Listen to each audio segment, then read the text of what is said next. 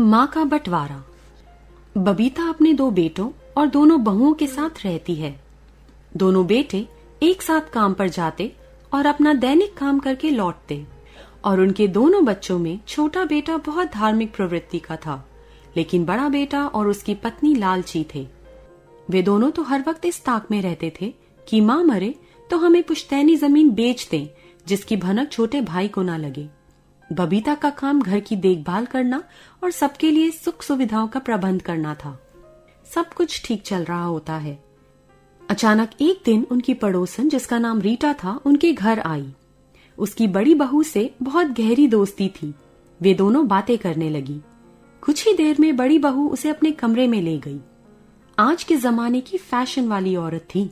वह अपनी सहेली से बाहर की दुनिया का जिक्र करती और कहती कि तुम तो मॉडर्न बनो, आखिर कब तक पिंजरे में कैद रहोगी? मेरी तरह फैशन करा करो, मार्केट घूमा करो, जिंदगी के मजे लो। आखिर कब तक इस गरीबी में अपना जीवन जीती रहोगी? हाँ रीटा, तुम बिल्कुल ठीक कह रही हो, लेकिन मैं अपने पति से हैरान हूँ। वे सारी तनख्वाह घर में ही खर्च कर देते हैं, मुझे देते ही नहीं। तो तू सारी तनख्वाह अपने हाथ में ले ले। जैसे ही तुम्हारे पति तनख्वाह लाए, उसे अपनी सास को मत लेने देना। हाँ ठीक है, अब से ऐसा ही करा करूंगी। बड़ी बहू को बाहर की चमक धमक बहुत अच्छी लगती है। वह बड़े लोगों जैसा स्टेटस बनाकर रखना चाहती है, पर उसके आड़े उसकी सास आ रही थी, इसलिए वह अपनी सास से पीछा छुड़ाने में लग गई। महीने की पहली तारीख को तनख्वाह मिलने पर वह अपने पति से सारे पैसे ले लेती और उसकी पूरी कमाई फिजूल खर्चे में उड़ा देती, जिस कारण घर चलने में बहुत सी परेशानी उठानी पड़ती थी। इस बात से परेशान होकर माँ ने बड़े बेटे से कहा, बेटा, अब तू मुझे सारी तनख्वाह लाकर नहीं देता, इससे घर चलाने में बहुत परेशानी हो रही है। तो क्या मैं इस घर में अकेला हूँ क्या? और तू बता, क्या मैं अकेला ही कमाता हूँ? जा तू छोटे से ले, वो भी तो कमाता है, उससे तो तू कुछ नहीं बोलती। मेरी भी तो कुछ इच्छा है, मेरी पत्नी की भी कुछ इच्छाएं हैं। अब से मैं तुझे पैसे नहीं दे पाऊंगा। बेटा, तू ये क्या बातें कर रहा है? अभी तक तो सब ठीक चल रहा था, लेकिन अब? माँ देख, मेरा दिमाग खराब मत कर, मैं तुझे पैसे नहीं दूंगा बस। तो बेटा, घर कैसे चलेगा, तू ही बता। माँ, अरियो माँ, मुझे नहीं पता। सुन, शहर में मेरा काम धंधा ठीक ठाक नहीं चल रहा है। मैं कई दिनों से लोन लेने के चक्कर में हूँ ताकि हम लोग ठीक से घर चला पाएं, लेकिन लोन तो मिला नहीं, ऊपर से तेरी कचकच सुनने को मिल रही है। अरे माँ, चल गांव चलते हैं और वहां ही अपनी पुश्तैनी जमीन बेच देते हैं। जमाना बदल रहा है, जरूरतें भी बढ़ रही हैं। आखिर मैं कब तक इस परिवार का बोझ उठाऊंगा? अरे बेटा, तू ये क्या कह रहा है? हम क्या तुझ पर बोझ हैं बेटा? आज तेरे पिताजी जिंदा होते तो तुम लोगों को ये दिन नहीं देखना पड़ता। वे ही कुछ न कुछ व्यवस्था करके हम सबका पेट भर देते। नहीं जी, आप सही कह रहे हैं। क्या हम ही नौकर हैं इस घर के लिए? अब तो मैं इस घर में नहीं रहूंगी। उनकी बातें सुनकर माँ की आंख से आंसू निकल जाते हैं और वो दीवार पर टंगी अपने पति की तस्वीर के पास जाकर कहती है, ये ही दिन देखने के लिए मैं जिंदा हूँ क्या? इससे अच्छा होता तो मुझे मौत आ जाए। उसका रोना सुनकर छोटा बेटा और उसकी बहू माँ को शांत कराने का प्रयास करते हैं।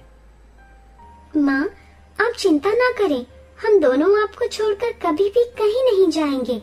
हाँ माँ, तू क्यों रो रही है? हम तुझे नहीं छोड़ेंगे। बड़े भैया और भाभी को जाना है जाएं, लेकिन हम तो तेरे साथ ही रहेंगे। तू रो मत माँ। अरे वाह वाह, मेरे श्रवण कुमार और उसकी बीवी, तुम दोनों तो महान हो। लगता है इस धरती पर तो तुम जैसा कोई मातृभक्त ही नहीं है। वाह रे वाह। हाँ भाभी, तू तो बहुत लालची है। तू हमारे साथ नहीं रहना चाहती? जा, तुझे जहाँ जाना है जा, हमें तेरी कोई जरूरत नहीं। तुम दोनों एक नंबर के लालची हो। चुप हो जा, नहीं तो मेरा हाथ उठ जाएगा तेरे ऊपर, नालायक, नाकारा, बीवी का गुलाम। खबरदार भैया, हाथ उठाने की बात मत करना, नहीं तो मेरा हाथ भी उठ जाएगा। दोनों में तकरार बढ़ती ही जा रही होती है। अरे तुम दोनों अपने में ही लड़ते रहोगे। पूरे फसाद की जड़ है तुम्हारी प्यारी माँ। माँ को घर से निकाल के आज फैसला कर ही लो कि ये किसके साथ रहेगी। अब हम इनके लिए तो खाना नहीं बना सकते भाई। मैं भी रात दिन काम करके बहुत थक जाती हूँ, इसलिए अब तो मैं फैसला करके रहूंगी। अगर माँ हमारे साथ रहना चाहती है, सारी जमीन हमारे नाम कर दे, तो ही हम इसे अपने साथ रखेंगे, नहीं तो ये अपना इंतजाम खुद ही कर ले, खुद ही सोच ले कि इसे क्या करना है। इधर माँ उन दोनों बेटों की लड़ाई और अपनी बहू की बात सुनती है। उनकी बात से उसे बहुत दुख होता है। रोते रोते वह बड़ी बहू से बोलती है, जा जा जा, यहाँ से तुम दोनों चलो। मुझे तुम दोनों को अपने साथ नहीं रखना। और तेरा पति मुझसे जमीन की बात करता है। जा, तेरे हिस्से की जमीन तुझे देती हूँ, उसे बेच या फिर जाकर वहां बस जा, लेकिन मेरा अब तुम दोनों से कोई मतलब नहीं। ठीक है माँ, अब हम दोनों जा रहे हैं। हमारी जमीन हमें अभी दे।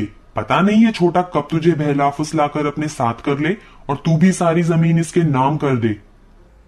कल मैं गांव के लोगों को और पड़ोसियों को बुलाऊंगी और तेरे हिस्से की जमीन तुझे दे दूंगी। तू एकदम चिंता ना कर, अब मैं समझ चुकी हूँ कि तू बदल चुका है। ठीक है। इसके बाद बड़ा बेटा अपनी पत्नी को साथ लेकर बाहर घूमने निकल जाता है। माँ तू रो मत, हम दोनों तो हैं ही ना तेरे साथ। तू क्यों रोती है? हम मरे तो नहीं है ना माँ। किसी तरह रात बीतती है और बबीता अपने कुछ परिजनों व गांव के लोगों को बुलावा भेज देती है। सभी ने मिलकर जमीन का बंटवारा कर दिया होता है और माँ छोटे बहू बेटे के पास रह जाती है। Please subscribe this channel.